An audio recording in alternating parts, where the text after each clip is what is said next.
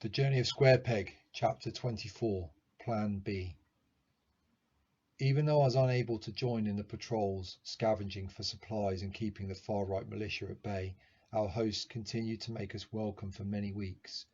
Confined within the enclave, weak and racked with uncertainty, I had much time to contemplate my previous life and our future. Old habits die hard, even in a much altered world, and it wasn't long before my recollections occupied my mind. Take one example: work. Work, more accurately what I viewed as a lack of career success, had defined me before the collapse. It had been a source of resentment and unhappiness, and I realised now undermined my self-confidence gradually until one day I no longer believed I could maintain a successful career. This, of course, had a negative impact on my attempts. In a way, even though the price we now paid was high, I was glad to be free of wondering what people might think of my contribution. Too much time to think began to turn back the clock, though. While I set about trying to earn our keep as best I could, damaged as I was, I always felt acutely aware of the burden our family placed on the small community, lamenting my failure to provide. Ever unable to settle, my work began between careers had often involved long, arduous hours on production lines or doing low-paid manual labour. Even comfortable, better-paid work hadn't made me happy.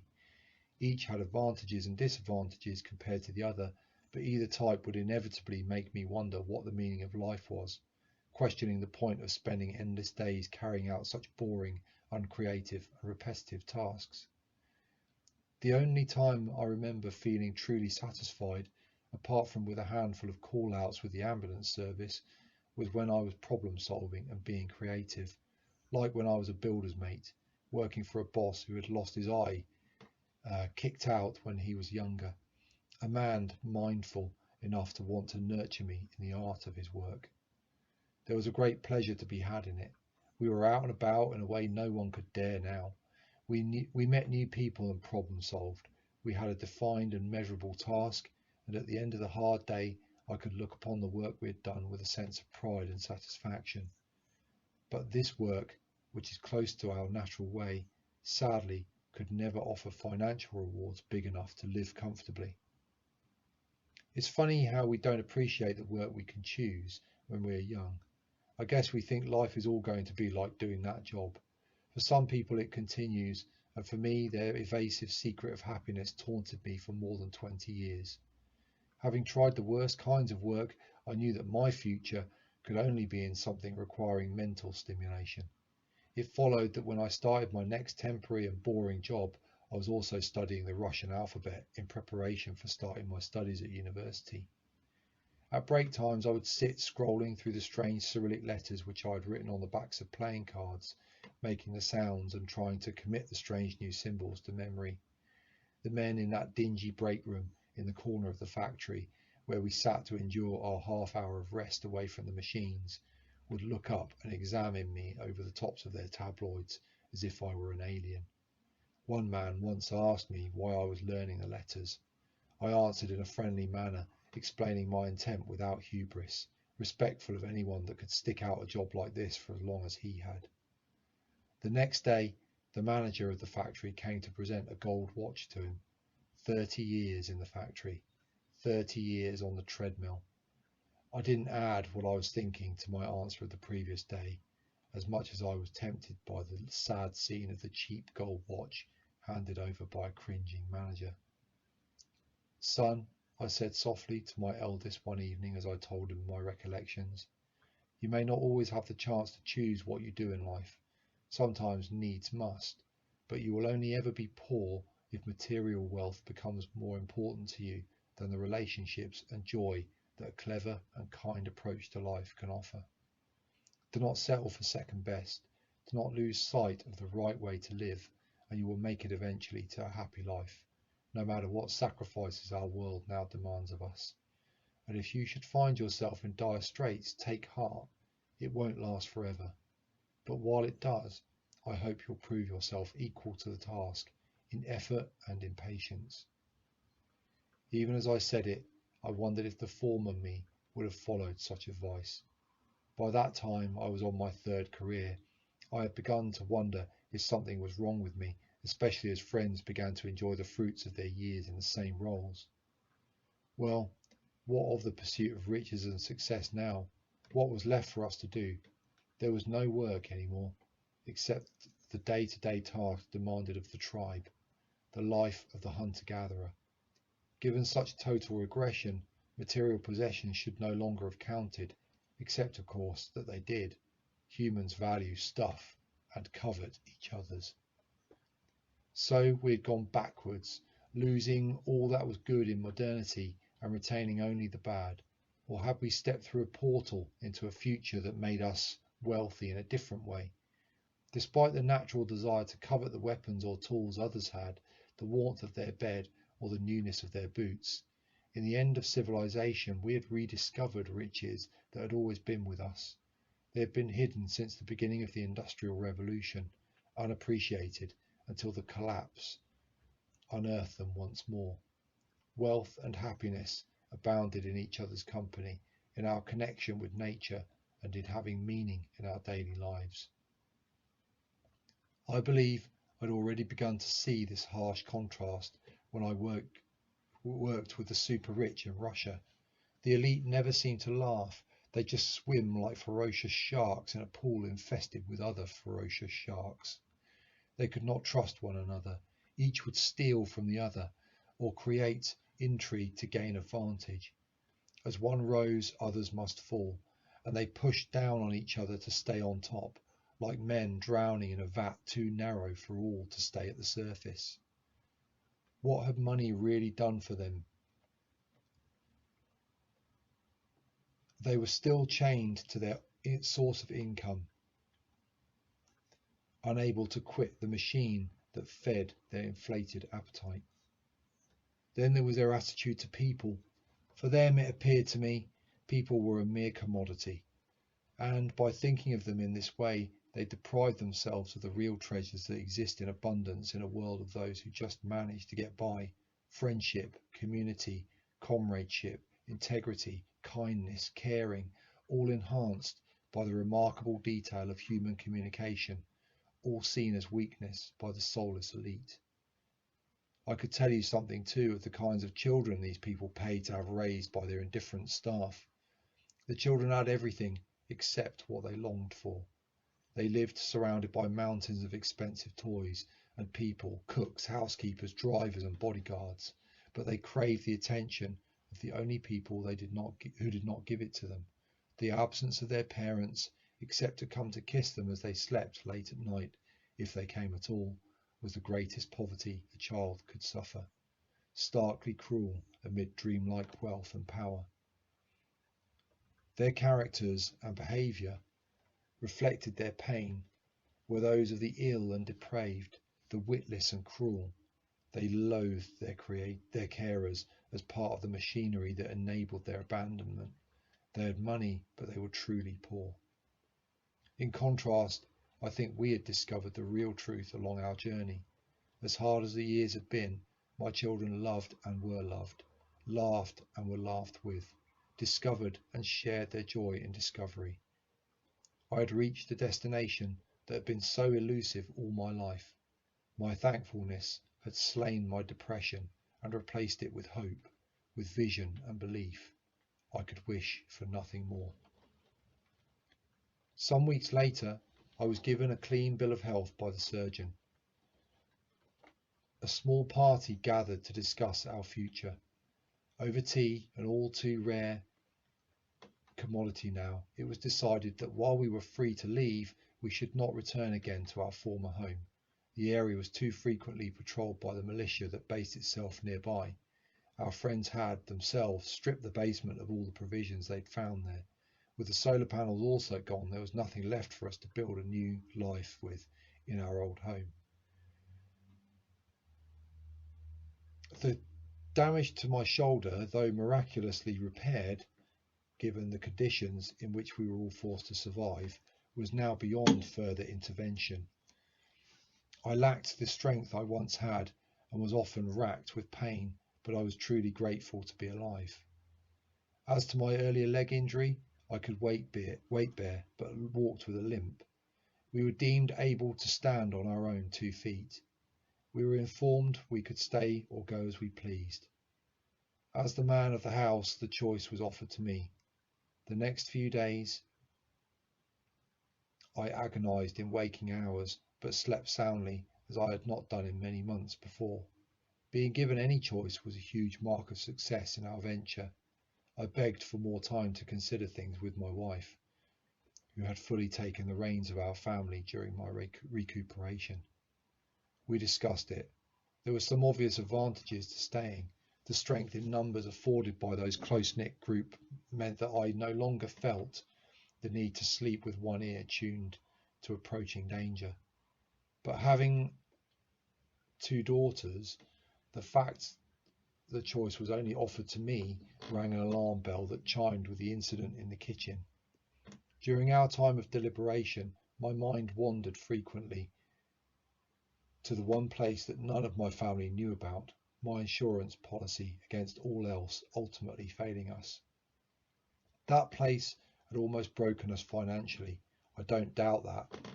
Had the collapse not come when it did, either my marriage would have ended under the strain of the debt I'd incurred to secure this ultimate plan B, or we would have defaulted on the loan and lost the boat it was secured on. A few more months' delay in the collapse, and it would have been our bones scattered in the shadows of the felled forests. The need to create a life worthy of the sacrifices we had made to get it played heavy on my mind, and decision was needed. As the calls to prayer were answered, I could see that, unlike me, my children had begun to feel at home here on a deeper spiritual level, wooed by the warmth and hospitality extended to us. But they could not see the pitfall that screamed at me. My 2 daughters would grow up eventually. What options would they have for self-determination in this community? After all that we had gone through, was I going to ask them to assimilate to a culture that was not ours? Did I want them to marry into a community where a significant proportion of its core held narrow, oppressive, patriarchal views? And then there was Helen to think of. Her feelings for Maya were becoming more and more obvious as the days passed. There were people here who would frown upon it. I broached the subject with her one evening. You have nothing to fear from her. We are close, yes. She gives me something you cannot. I know you care about her, and I care about you, I answered, but I think you need to be discreet, if not for our sakes, then for hers. God won't let what we have be destroyed. He has a plan for us. I balked at her naivety, but somehow respected her positive outlook. She'd always believed that expecting the worst would attract it, but she had not seen the side to some of the men here that I had. She had no idea of the threat her relationship with Maya could bring on us. For me, staying came to resemble too big a compromise. We brokered a deal. My mum used to say, fish and guests stink after 3 days. Believing the wisdom behind this, we decided it was time to give our decision. The night that we left, our friends brought us our old cart, loaded with pretty much everything we'd brought to our home, and much of what had been removed from the basement. Remarkably, our cat was with us too, yowling forlornly within a small travel cage strapped on top. My youngest children were excited at the pending nighttime jaunt, laughing and joking with the hosts and their children. Helen and Michael surveyed the scene from within their ghillie suits. Helen's eyes betrayed her sadness beyond the fixed smile on her face.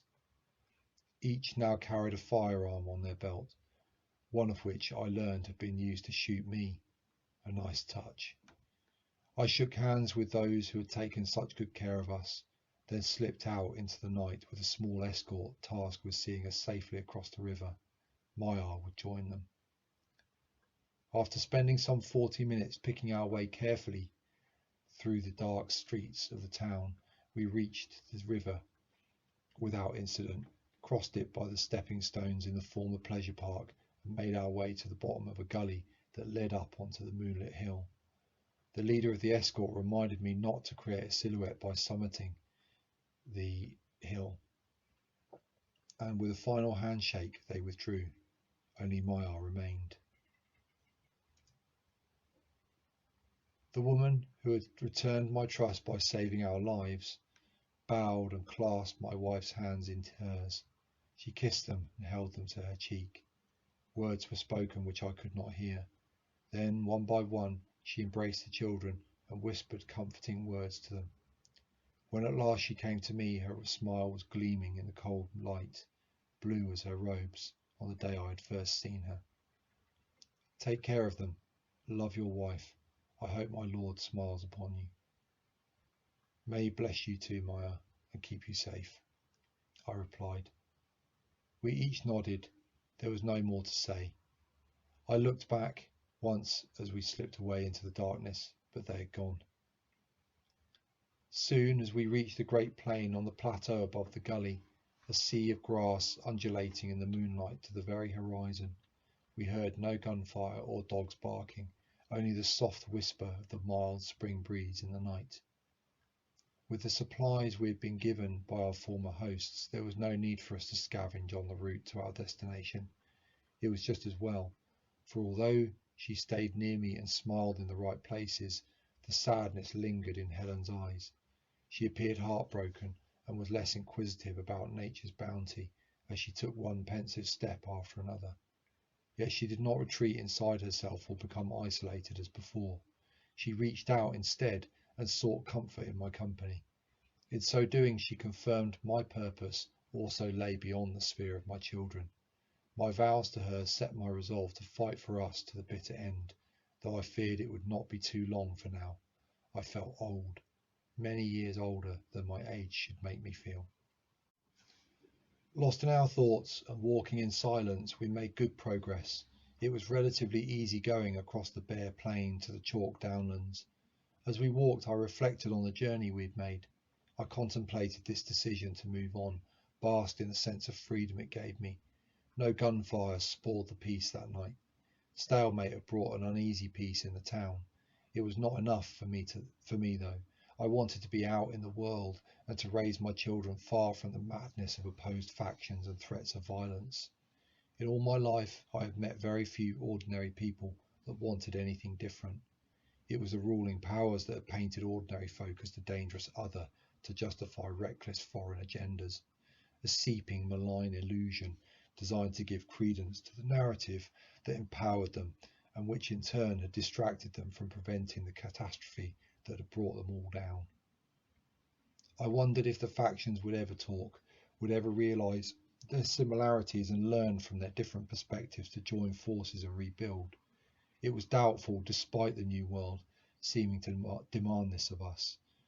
My son's frequent nightmares, despite his actions being justified and necessary, were proof enough that you cannot kill and keep your innocence. You cannot live by the sword and go unhurt. Heaven knew, as I hobbled along in the darkness, my face aching where the cut on my brow and cheek was sealed with scar tissue, stabbed in the leg and shot in the shoulder, that sustaining all this damage in just a few months was proof that life without civilization could be nasty and brutish. Comparing it to the compassion we've been shown, surely it proved that being prepared to meet force on equal terms did not mean it should always be the default choice. Could I not apply that logic to the future too? After all, I was removing myself from a community that offered safety in numbers and advanced help. Without the surgeon, I would probably have died. Who knew when such skills might be needed again? The fact was, survivalists of the past had prepared for apocalypse by stockpiling weapons and food, neither of which were limitless, only to die for lack of something you can't stockpile: skill. This is why I had agreed with the community to stay in touch by regular visits, and maybe they would follow us again. It felt good not to burn bridges for once. The idea brought a smile to my lips. By the end of the second night, we arrived at the landmark I had been seeking, a small copse of apple and hazelnut trees which had been too far away from anyone's home to be cut down for wood. The copse lay in the middle of a vast field which contained an ancient long barrow. "Is this where you expect us to live?" Helen asked, adopting a quizzical look that lacked the critical edge I had once got used to before. Not quite, I replied, but we're close now. Stars began to twinkle in the clear sky, and the sun and moon were suspended opposite each other above the lush green spread of the land. We stood like miniature figures on a vast baize stage, the kite our omnipresent spectator. As we adopted our normal layup routine, I positioned myself so that I could look east to where our final destination lay, just a mile away. That night the cold descended for the first time with real zeal, propelled into our shelter by a stiff breeze. Leaving the copse, we retreated behind the great standing stones around the barrow entrance and lit an open fire, burning wood I'd salvaged from broken furniture back in the town. The light, a rare treat for us, bounced off the towering smooth boulders. Wood crackled, and my children sang with us in the warmth, their flickering shadows dancing over small cloven hoof prints in the sandy soil. Above us, my wife perched on the grass, covering the great stone header that topped the doorway to the tomb. It seemed as old and timeless as the cold wind that whipped her hair. Her face was light, young looking.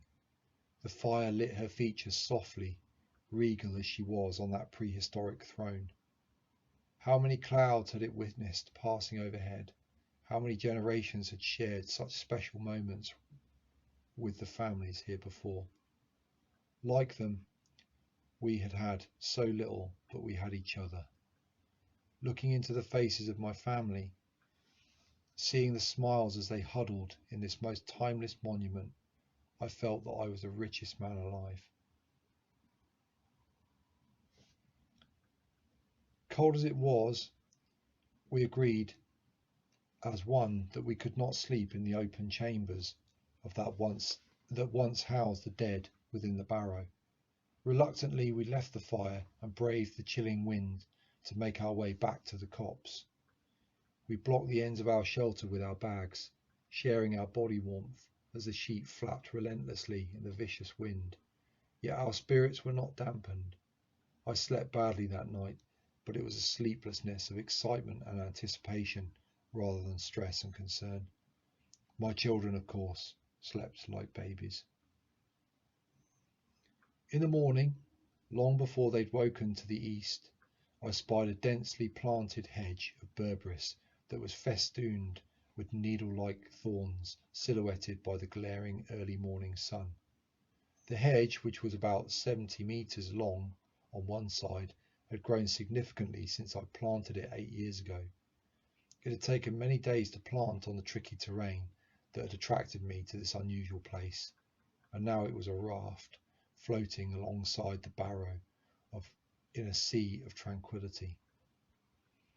The hedge had been planted to discourage unwanted pedestrians venturing into the interior of the site. It was so vicious a barrier that it had clearly done its job. A scan of the sloping ground around showed no worn tracks running to or from it.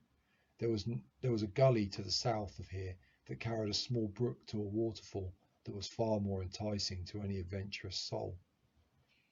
Wishing to wait before approaching the site on foot, I settled down to observe it through the long day. Overhead wheeled the ubiquitous kite. Its black and white underwings were distinctive, its feet curled and tucked up under its beautiful body as its head turned this way and that. Under its observation, we set out that afternoon across the mile of open ground towards the hedge. I took point a few hundred yards ahead of my clan, communicating by radio to them as they stalked gingerly behind, for what they did not know exactly what to expect. At the hedge, I limped 30 paces along it towards the south, took a bearing using my compass, and satisfied that my position was right, took my folding spade from my rucksack and struck down into the ground with my good arm. Within 3 strikes, the sharp edge struck metal beneath the soil. Pleased, I dug outwards to reveal the edges of a hatch cover, some 70 centimetres squared, which was buried a foot below the ground. Scooping the loose soil back from the edge of the pit, I prized its edges to reveal a shallow tunnel heading directly under the hedge. I took the torch from my pocket, stuck my head down and shone it up the tunnel. Apart from many roots oozing from the walls and ceiling, it was almost exactly as I had left it a multitude of months ago. Thank God, I sighed to myself. Looking back, I checked on my family who had lain up in the open without cover, and the cart having been stripped of essentials and camouflaged in the copse.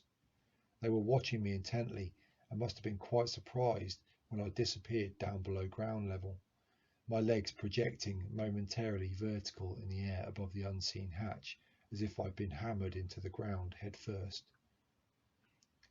At the other end of the tunnel, some 20 feet from where I'd entered, I pulled on a hatch above my head in the darkness, and it gave way, allowing a mini avalanche of debris down onto me below. Blowing remnants of rotten vegetation off my lips and scraping the bulk back behind me, I ascended, emerging at the base of a tuft of mud and grass which concealed the route of my exit into the open on the other side of the hedge. I took a moment to survey the site, then called my family on the radio. Use tunnel, I morsed. Be brave. From my position, I watched them rise up from the grass and begin to move at a jog across the open ground, back beyond the hedge. I waited there on one knee until they'd each popped up, one by one, from the tunnel exit, smiling and relieved, excited like curious rabbits leaving their warren for the first time. "Look, Dad!" exclaimed Eve, with a broad smile on her face as she appeared. "I'm a bunny!" Her laughter was the first human sound our new home had heard in many years. Their excitement only grew when they saw what was over the low embankment that they had spied, for here was a perfect natural bowl, about 40 metres across, large and level enough at its base to fit the footprint of a house, and deep enough to hide its roofline, had there been one. We each made our way down its steep grassy sides and found a place to rest our weary bones. We were finally out of the wind. My wife looked at me perplexed. I knew what she must be wondering before she even spoke. "What is this, and how is it better than what we left behind?" "A sinkhole," I said, smiling, for it had taken me only a few minutes' close observation to determine that the finale to my plan had not been spoiled by unwanted and premature discovery. "And?" she asked, her smile hiding a little frustration as she gesticulated for me to divulge the good news. Was I mad with blood poisoning again? "Where is the palace you promised me?" "And this hole has a surprise," I smiled back. "Where?" asked the children in chorus. They loved surprises and began to hunt around, searching under the many fruit trees and bushes dotted about within the hollow.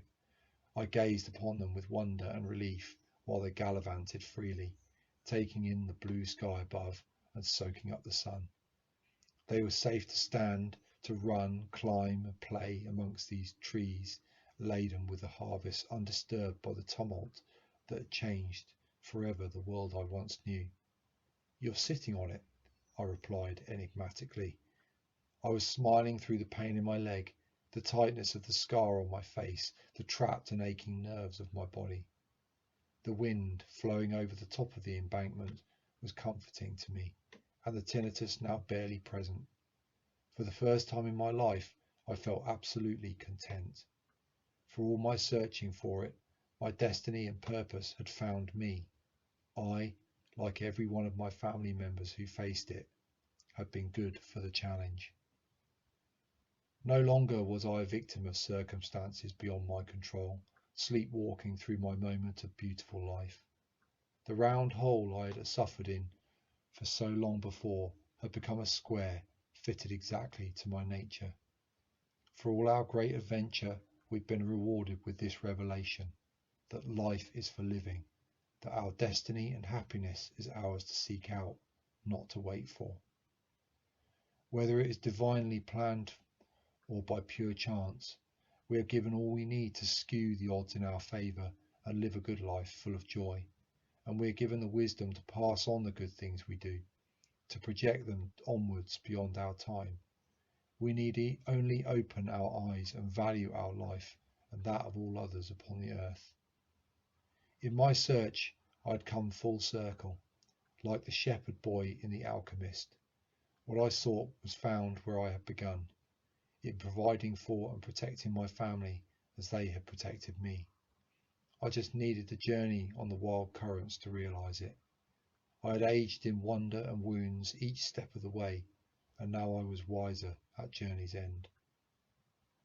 As the great bird above wheeled and flowed with the currents of the sky, the wind whipped the grasses wildly, wiping our tracks away on the great plain around us. No one would know where we were unless we told them. No one and no weather would threaten our future now, for concealed near us, near where wet currents ran in dark spaces, was a home filled with art, knowledge, and wonderful comfort, waiting within a hatch-hidden cave.